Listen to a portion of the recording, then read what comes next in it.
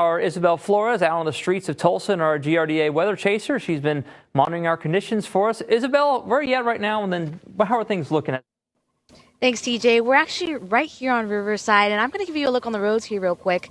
So as you can see, there's definitely been some snow for sure on the sides here, which means that you have to be careful with the side streets because those haven't been plowed. 2 News Oklahoma's Isabel Flores is live now with what you need to know. Isabel, look at you. You're down there on the Midway right by the corn dogs.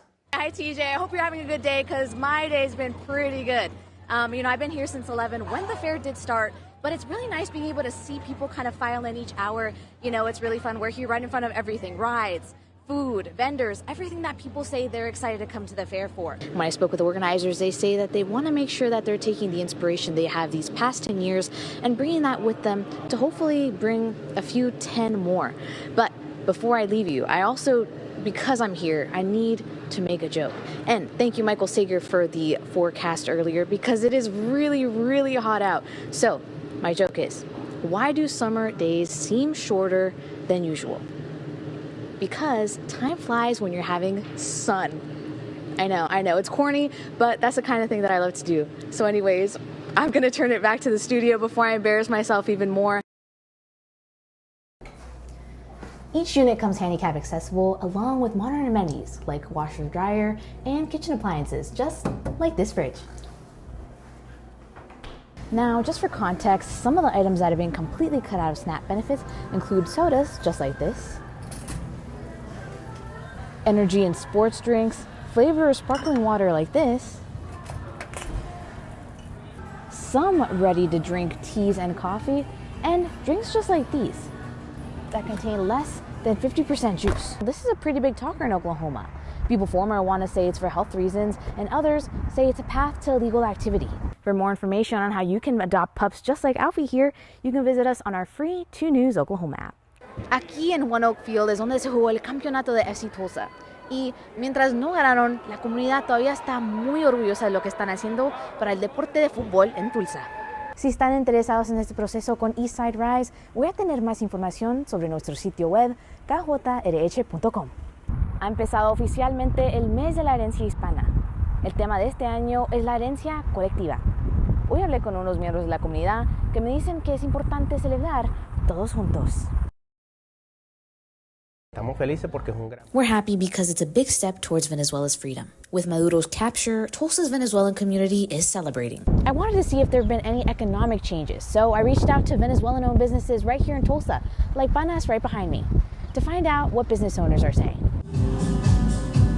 Panas is a Venezuelan-owned cafe that started as a food truck in 2019. Co-owner Ernesto Gallardo tells me he left Venezuela 11 years ago. He tells me he's not sure what the future holds for Venezuela, but says the community is celebrating by supporting businesses like his. January is usually slow because everyone spends their money in December. But honestly, this January, just these 5 days, have been great. Partly because of the Venezuelan community. They want to celebrate, eat, and see other people. OU professor and the chair of Middle East Studies, Joshua Landis, says while no one knows what will happen, several scenarios could unfold. That's, I think, the main question mark is, will there be a collapse in law and order, or will this be fairly smooth consolidation of the regime? We've seen the stock market go up, oil companies in particular.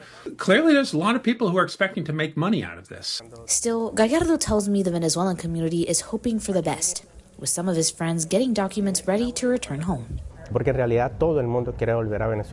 In reality, everyone wants to go back to Venezuela, but no one knows when they can because it's a process. We just have to wait and see what's going to happen. In Tulsa, Isabel Flores, 2 News Oklahoma. We now have an update on the case regarding an 11-year-old in Muskogee who gave birth earlier this month. Nobody, not even the neighbors. They say things, but they don't know what was going on. I'm Isabel Flores with 2 News Oklahoma. You just heard from the 11-year-old's grandmother, Michelle Justice, who we spoke to in an exclusive interview last week. She has just been placed under arrest for child neglect. This comes after it was found through a paternity test that the 11-year-old's stepfather was found to have a 99% DNA match to the baby she birthed. I live next door.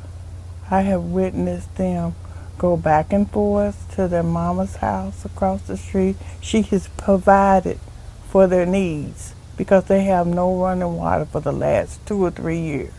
Last week, I spoke with a neighbor who lives next to the house the 11-year-old and her siblings were removed from. She believes the entire family knew what was happening. The child's stepfather, Dustin Walker, and her mother, Cherie Walker, were also arrested last week on child neglect charges, according to an affidavit filed in Muskogee County. Authorities say the parents failed to provide medical care for their 11-year-old daughter, who was 36 weeks pregnant and delivered inside the home. Both parents claimed they didn't know she was pregnant. The child had not seen a doctor in over a year.